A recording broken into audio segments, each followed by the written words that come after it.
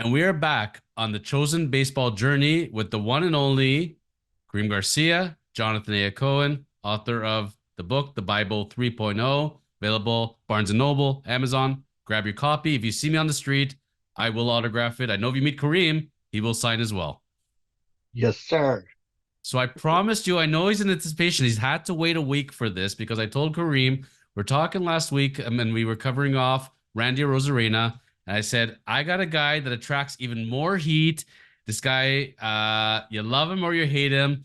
And we're going to talk about the true story on him. And I tried to give some hints. I said it was a current player, I hitter, think I know who it is. Team Mexico. I gave you a couple guesses. All right. You had a week to think about it. You get one more guess. Go ahead. Verdugo? Is who? Verdugo? It is Verdugo. Very good. I got it. Do you know what nickname I gave for Alex Verdugo? No, what? He is the modern day Kareem Garcia. When I watch him play, I think of you a lot, my friend. Am I off, or do you feel a kinship with this man? Oh man, I like the way he is. He's outgoing. He likes to play hard. Likes to play hard all the time. But like you mentioned, he does some stuff to piss off the other teams, and that's what it is. I always try to piss off the other team, no matter what. Why? Because at least you put an attention on me, and you're not concentrating on what you're supposed to be doing. What was Boston thinking?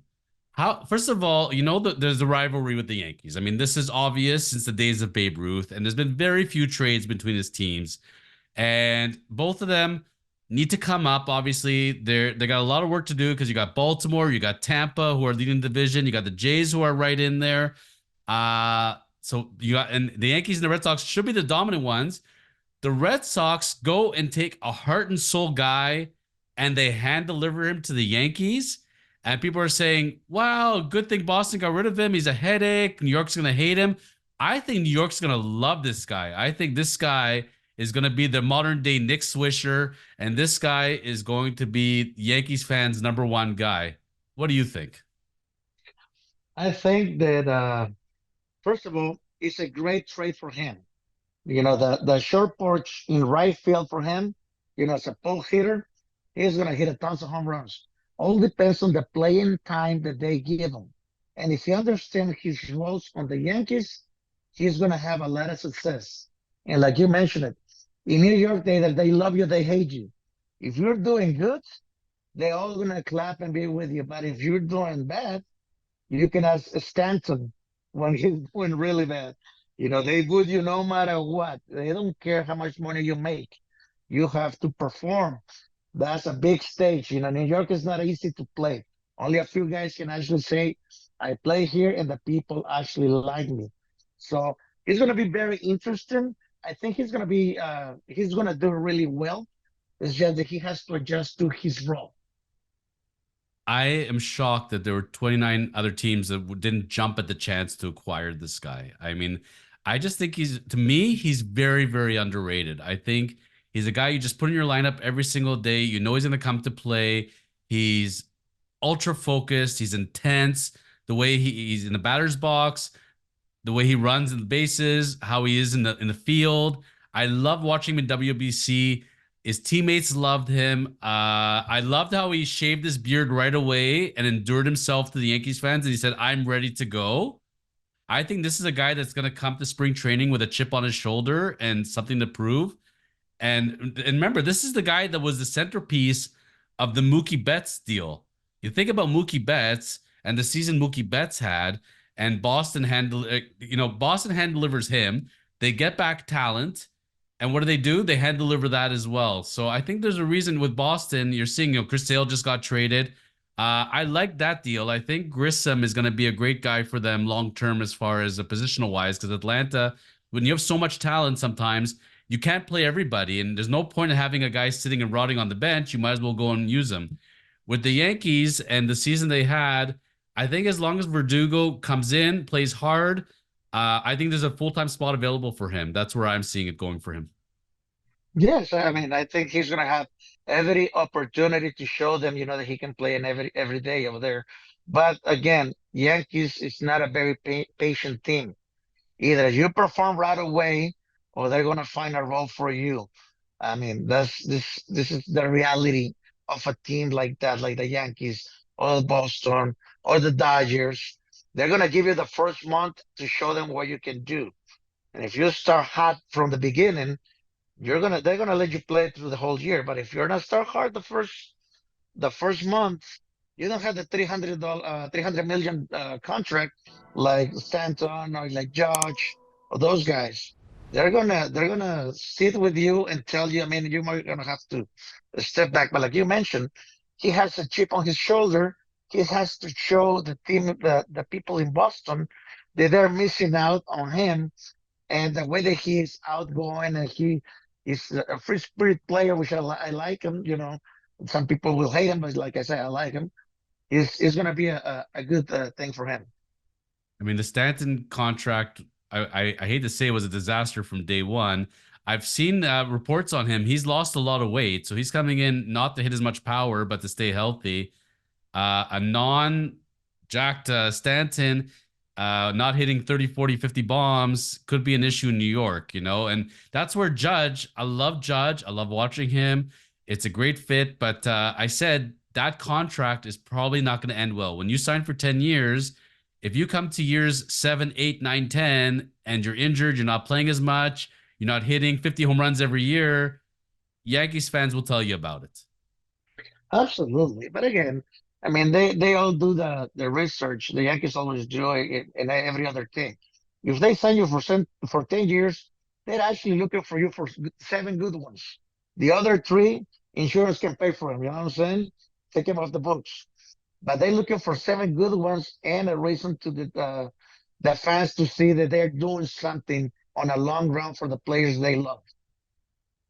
Is there a more intense market and city to play in than for the Yankees in the Bronx versus, let's say, Philadelphia?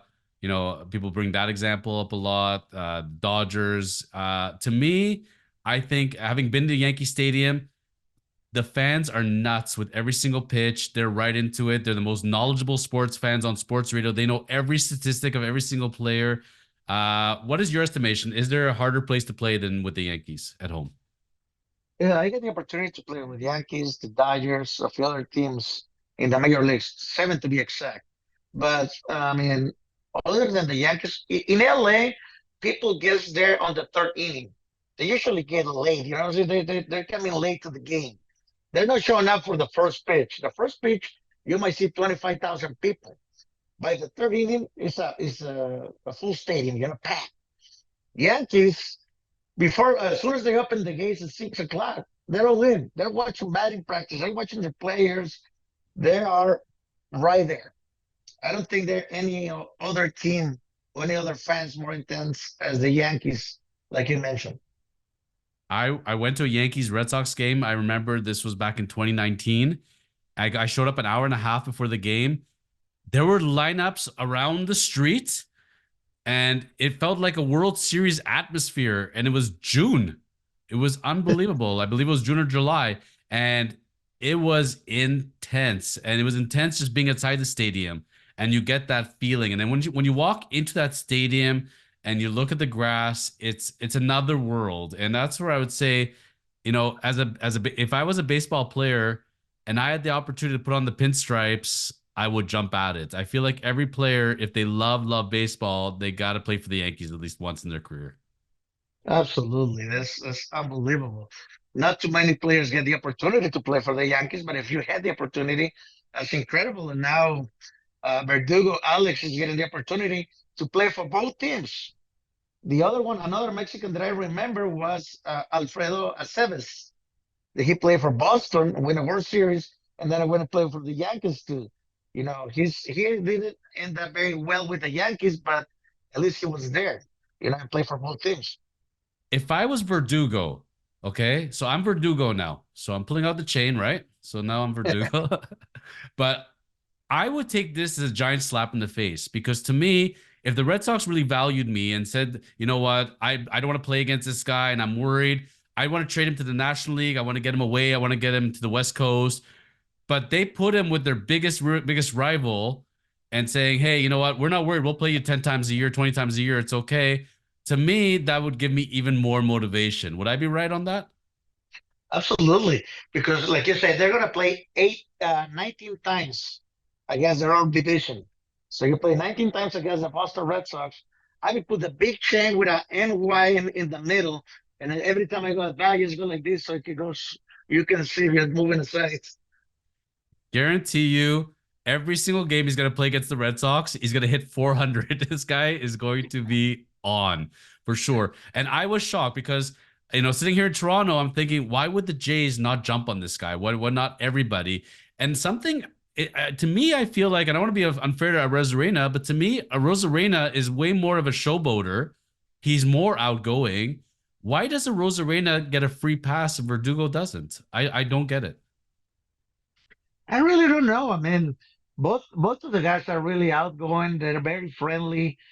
Uh, Maybe Randy is a little more amicable than Verdugo when you see him on the field. You know, sometimes when you have to do your job or your workout, and somebody is talking to you, you don't stop because you're actually working on something. When Randy might stop what he's doing and go and say hello to you. I can only see that. I mean, other than that, I don't see anything else. No, and if I was a team and I could have it either as a teammate, I would take both of them certainly, and maybe they will end up one day together again. Besides in the WBC, which will be now, I believe, in 2027 at this point, but Yeah. maybe they will end up together. I'm not sure, but I could tell you, going to a couple of Team Mexico games and watching batting practice and watching them shag balls, both of them were very popular with their teammates. Both of them were all around Rosarena and around Verdugo, and they both seemed very popular in Team Mexico. Yes, I mean they're great to be around. That's the guys that are always joking, that make you feel good. If you're having an off day or something like that, they always bring you up. They always tell you a joke or find something to make your day better. That's the type of guys that you always want to be. Once you come to the clubhouse, you know they're having fun, they're joking around, they're doing something to entertain you. So if you take Alex Verdugo in his prime and you take Kareem Garcia in his prime and you put these two players together, how similar are you guys? What is the same and what is the difference between your game and Alex Verdugo's? Well, I think I have a little more power than him. Other than that, he probably have a little more speed than me. Arm wise, I don't think he had the same arm, but he's a complete player. He's doing it right now in the major leagues. My time is already passed. You can only wish him the best, and it's kind of similar, but we have a little difference. It's something about it's, you know what it is? It's the look in the eyes. Because when you get very excited, I remember we talked about in the WBC when you played and you had that incident and there was a bit of a bench clearing brawl and it happened again in the majors. Your eyes light up. You get very excited. You don't shy away from it. And when I watch Verdugo play, I get that look in his eyes as well. When he's on or he gets fired up, I like to see players with fires in their eyes. It means that the passion burns. That's what to me you have to have that passion if you're going to go and you're going to go to spring training and winter ball and WBC and playoffs and put your body through this through so many seasons. If you're going to last 20 years in Major League Baseball or so, you got to love this game. The guys that I don't see the fire, they're out pretty quickly. Yes, I mean, like you mentioned, you cannot shy away from a problem or from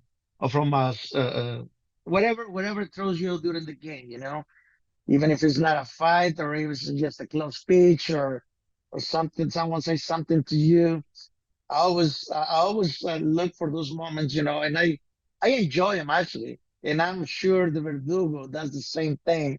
If they giving you hate from the outfield, you will turn around and just wave at them or throw a little kiss.